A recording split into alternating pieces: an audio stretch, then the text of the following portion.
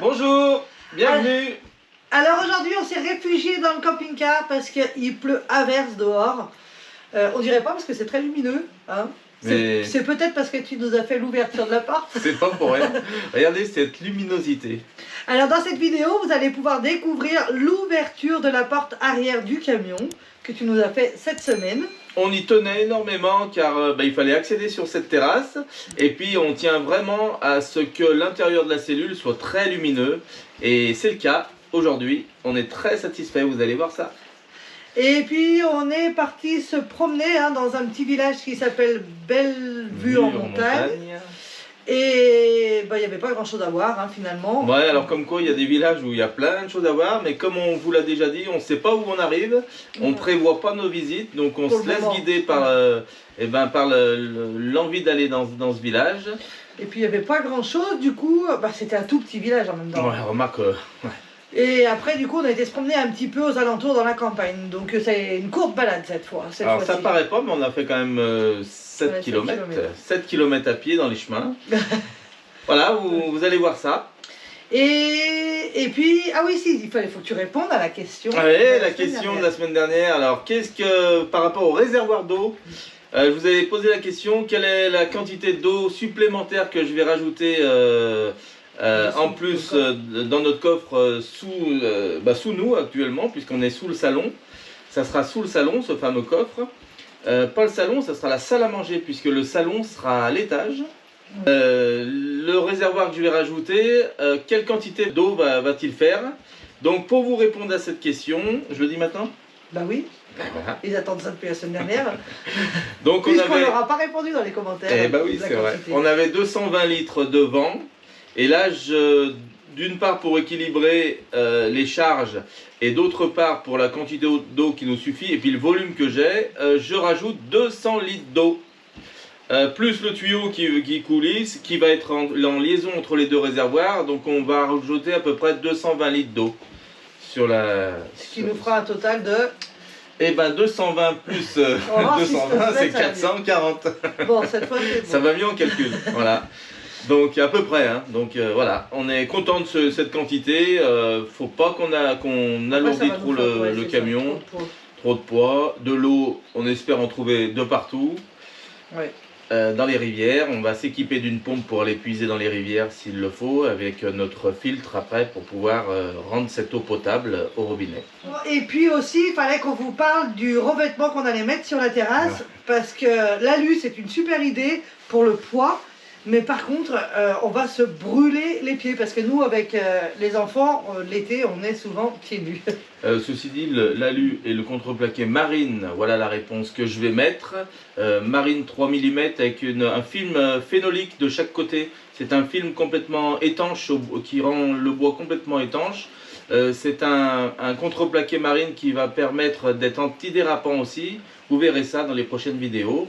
C'est mieux que l'aluminium pour la chaleur, certes, mais le poids, je pense qu'on sera à peu près équivalent. C'est pas gênant pour la terrasse.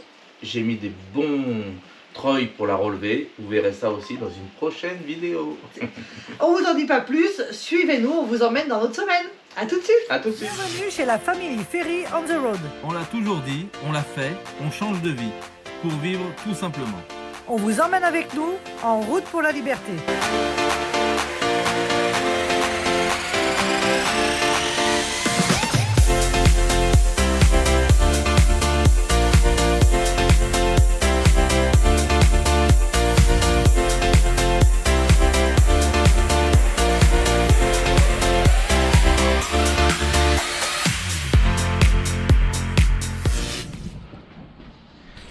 Alors me voilà devant l'entrée du balcon de la terrasse, mais la porte est fermée.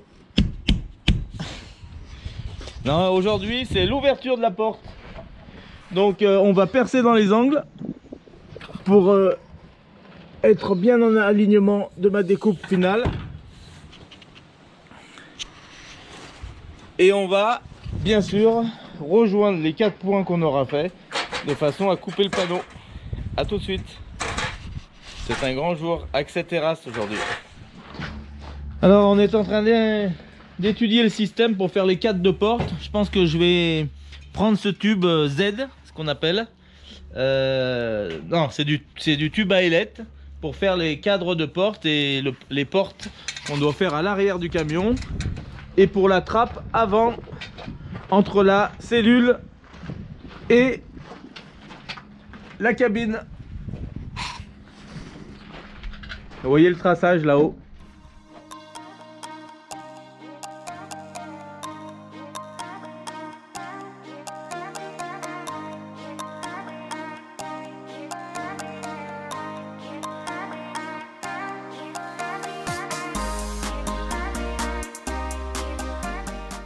On vient de finir de fabriquer la porte arrière. Maintenant on fait le cadre de la porte qui va accéder dans la cabine. Il y en a deux, celle qui est fixée sur la cellule et celle qui est fixée sur la cabine. Et entre les deux on aura un soufflet. Alors vous voulez voir la trappe pour passer à travers la cellule, pour rejoindre la cabine?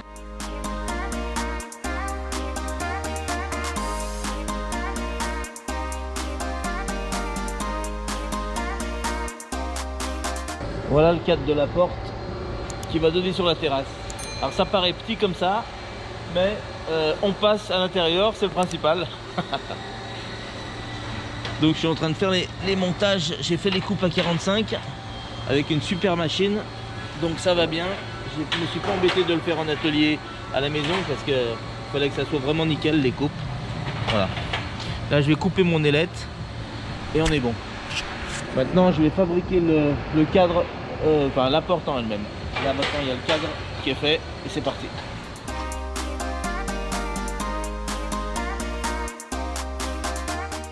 On va boire un bon coup et on va mettre une vraie table à plat, bien de niveau, et fabriquer les cadres métalliques ici sur la table.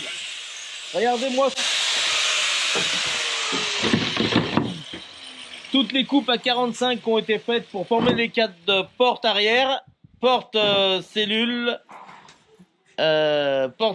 donnant sur la cabine et porte cabine. Donc ici on a 3 petites portes. On voit les petites là-bas et les plus grandes ici.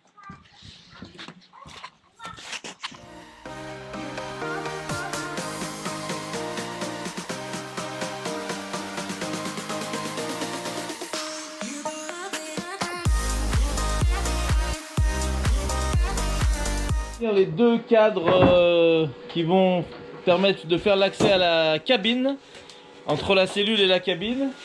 Donc le premier cadre qui va être fixé sur la cellule et celui-ci qui va être fixé sur la cabine.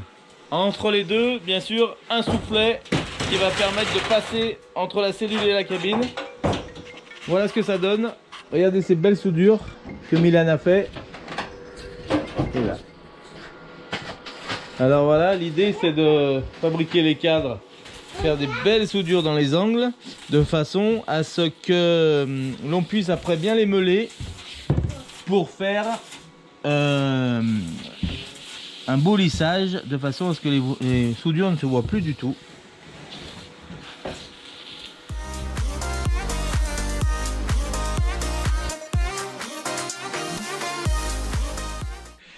J'ai présenté le cadre de porte intérieure.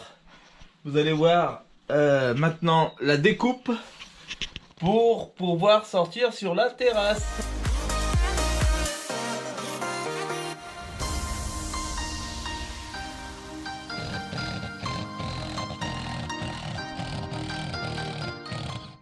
Et voilà, un trou dans la maison. Et voilà le premier trou. Le deuxième, on voit que ça a gratté un peu là. C'est pas grave, c'est bon. Puisque les placards, je les laisse là-haut, tous en place. La porte va venir sous le placard ici.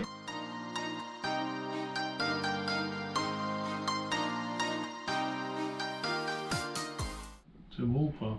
Voilà l'ouverture. Prochaine, on s'apprête à faire le trou. C'est un grand jour. Le passage pour le balcon arrière. On va faire rentrer la luminosité et l'accès qu'on attend. C'était un rêve cette terrasse quand je me suis mis en tête de la faire. C'est depuis notre voyage au Canada où on a visité beaucoup de caravanes américaines à l'époque, il y a 2 ans maintenant, où on avait décidé d'acheter notre véhicule là-bas aux États-Unis, enfin au Canada.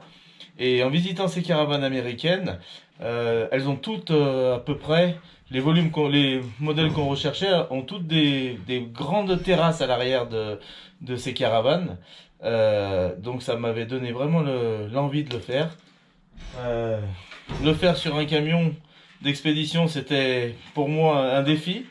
Et je suis très content d'avoir accompli cette mission. Voilà, donc c'est un grand jour. Alors là, c'est découpe de la porte. Je vais commencer par la disqueuse avec un disque fin d'1,5 mm, de façon à faire ma pré-découpe, et puis j'envisagerai après comment je vais pouvoir traverser le reste avec une scie sabre, je pense. Ça sera le mieux, mais bon, j'ai l'habitude de travailler avec cette disqueuse. Vous pouvez voir que... Donc là, j'ai tracé la porte. Ça, c'est ma cote de passage. Là, c'est ma cote avec mon cadre. Je vais découper. Vous voyez qu'elle n'est pas centrée par rapport à ma table. Je ne pouvais pas la centrer parce que, techniquement parlant, j'avais la roue de secours qui vient jusqu'ici, derrière. Donc, j'ai pu mettre cette porte à la taille maxi. Là, de ce côté-là, j'ai 120 cm. Il me reste 60 de cadre porte. Et là, j'ai 50 cm de l'autre côté, 60 même, avec de façon à pouvoir mettre la machine à laver. Donc tout est calé au centimètre près, 60 cm, 60 de porte et 120 de roue de secours qui vient jusque là. Voilà, allez, à tout de suite. Bon, j'ai fait une amorce à la disqueuse pour faire un bon alignement. Je vais continuer avec la scie sabre.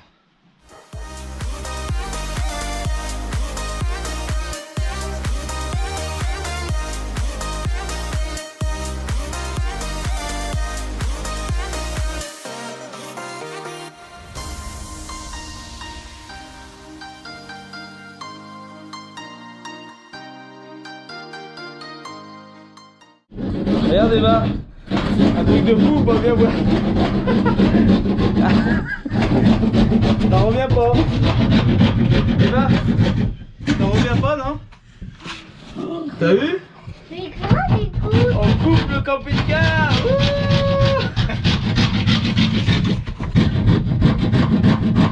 Est-ce que ça te fait bizarre ou pas? Ça te fait bizarre de voir qu'on coupe le camping-car en deux. 2 entrées dans le camping-car, ça va faire bizarre. Hein. Tu vas passer où, Eva, toi? Ici ou là-bas? Tu vas passer où, là?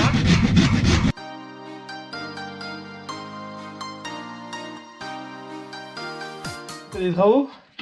On continue, on ouvre la porte à l'arrière? T'es contente? Est-ce que t'as hâte de passer par là? Hein?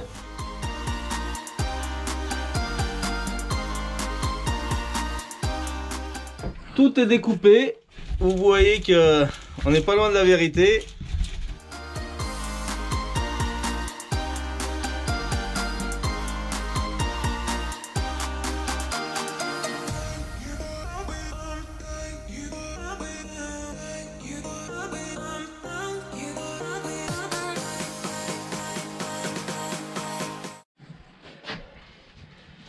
Et voilà, l'ouverture est terminée. Regardez ce que ça donne, la luminosité qui rentre.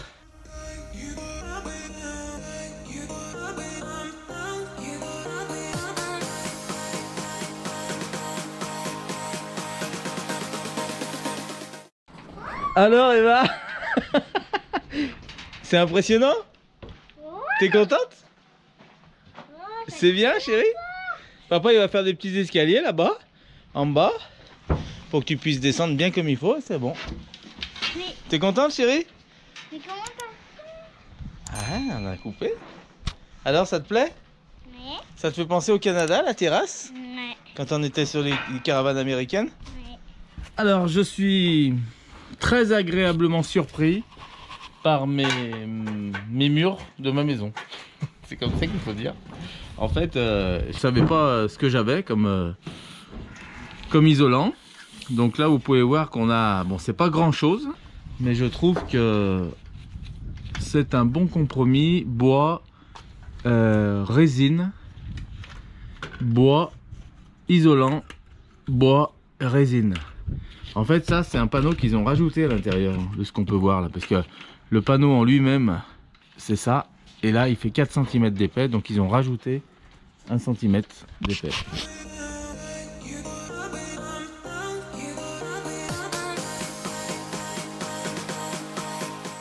Ça rentre au poil de carotte.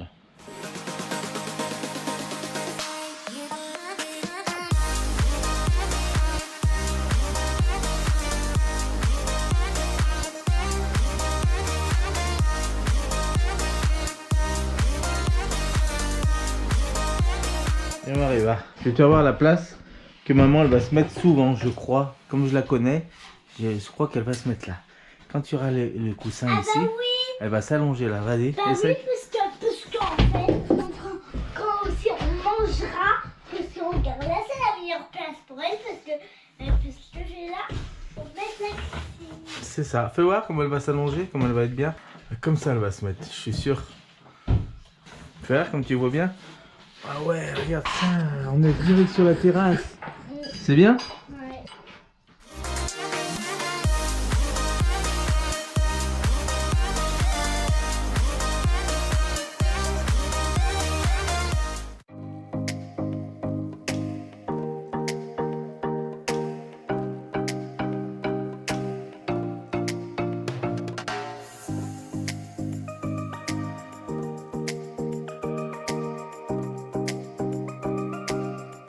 Et bienvenue, nous voici à Bellevue en montagne. Alors on ne sait pas du tout ce qu'il y a visité, si ce n'est un château de l'époque féodale.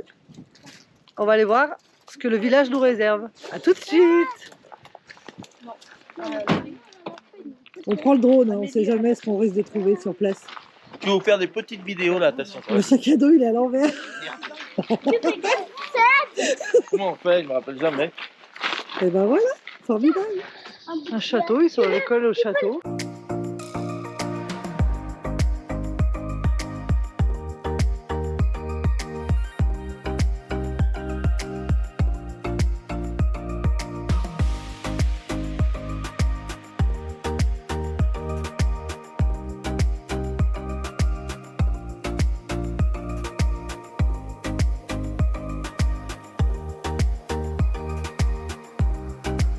Alors aujourd'hui, c'est moi qui vais poser la question. À votre avis, qu'est-ce que c'est? Réponse la semaine prochaine.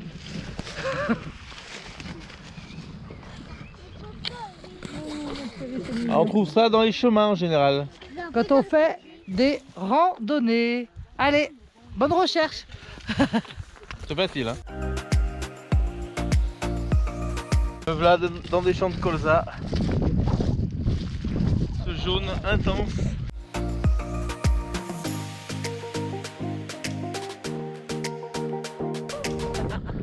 Alors dis-nous chérie, qu'est-ce que tu as à nous dire sur ces vaches? Je te vois tourner autour depuis tout à l'heure. Qu'est-ce qui se passe? Donc, savez-vous que les vaches, celles-là, ce sont des génisses, ce ne sont pas des vaches.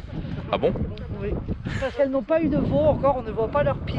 Et pour avoir leur pie, c'est pour faire du lait, il faut qu'elles aient eu des veaux. Bravo Eva! Ça veut dire qu'une vache Ça y est. qui n'a pas de pie, c'est qu'elle n'a jamais eu de veau. Ouais, Donc là, C'est une elle génisse, ne peut pas faire de lait pour l'instant. non, Très bien. voilà. On voit que tu avais un papa charcutier. Ouais. Tout est dit. Non, que il ça n'a rien à voir. était charcutier, mais avant il était maquignon. Donc tu sais Parce tout que ça. le charcutier ne s'occupe pas des vaches. Eh oui. Il s'occupe de quoi un charcutier? Il vend essentiellement quoi? Du cochon. Bravo. Bon alors, autre question. À votre avis, Ça y va, peut-être avec- qu'il y en a d'entre vous qui le savent. Je sais la question que tu vas poser. Non, tu sais pas. C'est À votre avis, quelle est la vache qui fait le...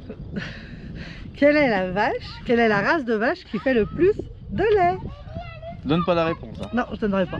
Par Allez-y. contre, on vous laisse le dire dans les commentaires. Je suis calée hein, en animaux. Hein, vous avez Ouais, remarqué ça donne. Hein.